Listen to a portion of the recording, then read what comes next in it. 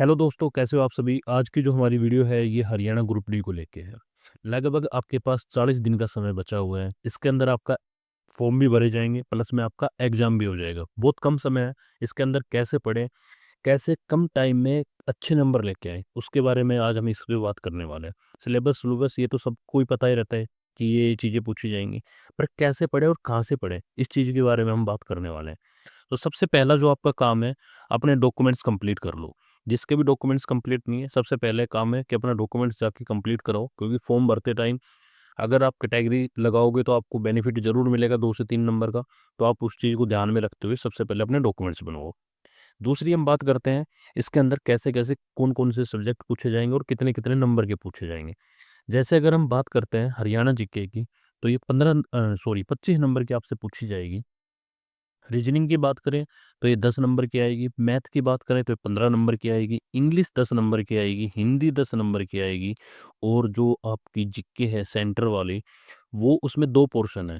एक है साइंस का जो आपका 15 नंबर की आएगी, और एक आपकी जो बच गई जैसे पॉलिटी, ज्योग्राफी, हिस्ट्री, इकोनॉमिक्स और प्लस में कंप्यूटर, ये आपका 15 नंबर का आएगा। तो ऐसे आपके टोटल 100 नंबर बन जाते हैं।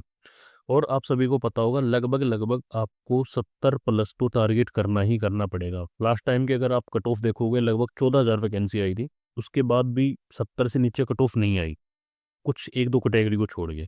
तो आपको इतना तो स्कोर करना ही करना पड़ेगा हर हाल में, अगर नौकरी चाहिए तो। 70 की जगह अगर आप यहीं पे 75 प्लस का टारगेट लेके चलोगे, जब जाके कहीं आपके 72 से 73 नंबर बनेंगे। तो कोशिश करो अच्छे से कैसे इस स्कोर को प्राप्त कर सकते हैं। तो इसमें क्या क्या ऐसे टॉपिक हैं जो आपको करने ही करने चाहिए, जहाँ से आपके श्योर नंबर बनेंगे ही बनेंगे। जैसे हम बात कर लेते हैं रीजनिंग की। सबसे पहले रीजनिंग में आपको कुछ नहीं करना। आपको टेक्स्ट बुक का एक पास होगा आपके पास, उसमें कुछ नहीं, 20 से 30 क्वेश्चन डेली प्रैक्टिस कर लो। सिर्फ 20 से 30 क्वेश्चन। रीजनिंग 10 नंबर की आएगी, और हरियाणा की जो रीजनिंग आती है वो बिल्कुल हल्की आती है। ऐसी कोई हाई फाई रीजनिंग नहीं आती रेलवे की या बैंक की तरह। ठीक है। इसमें कुछ नहीं, 20 से 30 क्वेश्चन आप डेली प्रैक्टिस कर लो, तो आपको एक मिक्स क्वेश्चन होंगे। ये मिक्स क्वेश्चन होंगे तो आपकी जो सोचने की पावर है वो अच्छी हो जाएगी, कि कैसे क्या कौन कौन से स्टेप लगाने हैं, अगला गुना करना है, भाग करना है, तो वो सब चीज़ें यहाँ से आपकी जल्दी तैयार हो जाएंगी। अब हम बात कर लेते हैं मैथ की। मैथ पहले हरियाणा में इतना बीच में आता था, 2018 के आसपास अच्छा आया था, फिर अभी नॉर्मल आने लग गया था। अभी दोबारा से मैथ, इस बार जो ग्रुप सी का एग्जाम हुआ है, अच्छा खासा मैथ पूछा गया है, और बहुत लेंदी मैथ पूछा गया है। तो भाई मैथ के लिए या तो आप किसी टीचर को पकड़ लो। जैसे मैं अगर आपको बताऊं तो साहिल करके एक सर हैं, उनको पकड़ लो। वो लिमिटेड चीज़ें करवाते हैं, रेलवे की तैयारी करवाते हैं वैसे तो, पर वो आपको इतना ही वो सही कराते हैं बिल्कुल। मतलब ज़्यादा तो ज़्यादा काफ़ी डीप में नहीं जाते, और जितनी चीज़ें पूछते हैं एग्जामिनर उतना ही आपसे करवाते हैं। तो साहिल सर कर लो, या फिर आदित्य रंजन करके सर हैं। तो इन दोनों सर से आप कर सकते हो, क्योंकि ये बिल्कुल सही करवाते हैं। इन दोनों के आप यूट्यूब पे वीडियो सर्च करो और उससे वहाँ से कर लो। दूसरा, टेक्स्ट बुक पे जाओ, डेली अपने टेस्ट लगाओ। टेस्ट लगाओगे तो कुछ तो टॉपिक आपकी, कुछ कॉन्सेप्ट जो बार बार पूछे जाते हैं एग्जाम में, कुछ तो यहाँ आपके टेक्स्ट बुक से क्लियर हो जाएंगे। बाकी जो बच जाएंगे वो आप इन दोनों सर से आप कर सकते हो। दूसरा हम बात कर लेते हैं इंग्लिश। मैंने इस बार भी वीडियो बनाई थी। इंग्लिश में 3 से 4 टॉपिक तो ऐसे हैं जहाँ से क्वेश्चन बनेगा ही बनेगा 100%। जैसे एक्टिव वॉइस और न active voice, passive voice, narration और टेंस। ये तो ऐसी चीज़ें, यहाँ से 3 क्वेश्चन आपको हर शिफ्ट के अंदर एज इट इज देखने को मिलेंगे। तो ठीक है। तो 3 क्वेश्चन तो ये ऐसे टॉपिक है, तीनों टेंस से रिलेटेड है, और इसमें कुछ नहीं, वर्ब के साथ खेलना होता है आगे और पीछे। तो बस इतना ही है, अगर आप इसको कर लोगे तो अच्छे से आपकी तैयारी हो जाएगी। 3 से 4 नंबर ये हो जाएंगे, प्लस अगर आपको पैसेज मिल गए तो लगभग 5 नंबर आपके वहाँ से, 3 से 4 वहाँ से हो जाएंगे। तो आप इंग्लिश में 8-9 नंबर का एक अच्छा खासा स्कोर कर सकते हो। अगर आपको कोई भी किसी का भी टीचर पूछना हो जो अपने फील्ड में बहुत अच्छा हो, मैंने कहाँ से पढ़ा, तो वो आप कमेंट कर दो, मैं आपको बता दूंगा कौन सी टीचर से कौन सी चीज़ें पढ़नी है। अब हम बात कर लेते हैं हिंदी।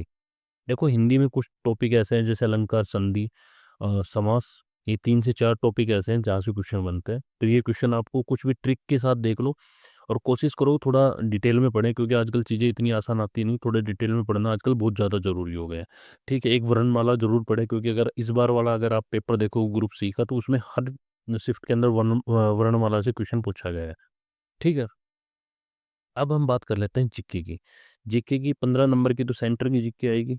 नहीं सॉरी, 15 नंबर की तो जीके आएगी जनरल वाली, और 15 की आएगी आपकी साइंस। अब जीके की तैयारी कैसे करें?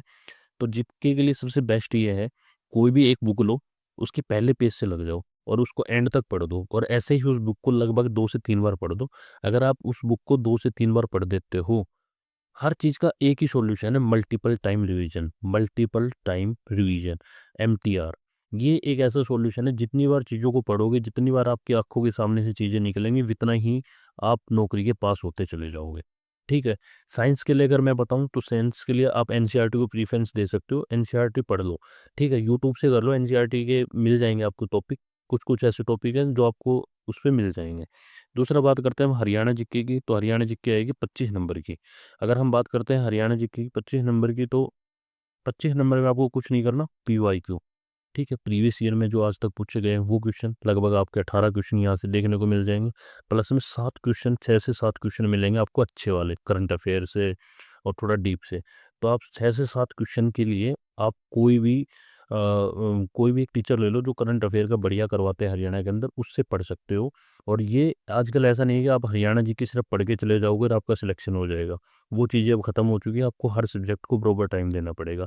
और नौकरी अगर आपको लेनी है तो एक ही सॉल्यूशन है, एमटीआर। एमटीआर का मतलब है मल्टीपल टाइम रिवीजन। वीडियो कैसी लगी ज़रूर बताएं। अभी के लिए इतना ही, धन्यवाद। दूसरा, कौन सा टीचर, अगर इसमें से आपको किसी टीचर के बारे में पूछना हो तो नीचे कमेंट कर दें, मैं आपको बता दूंगा। Thank you.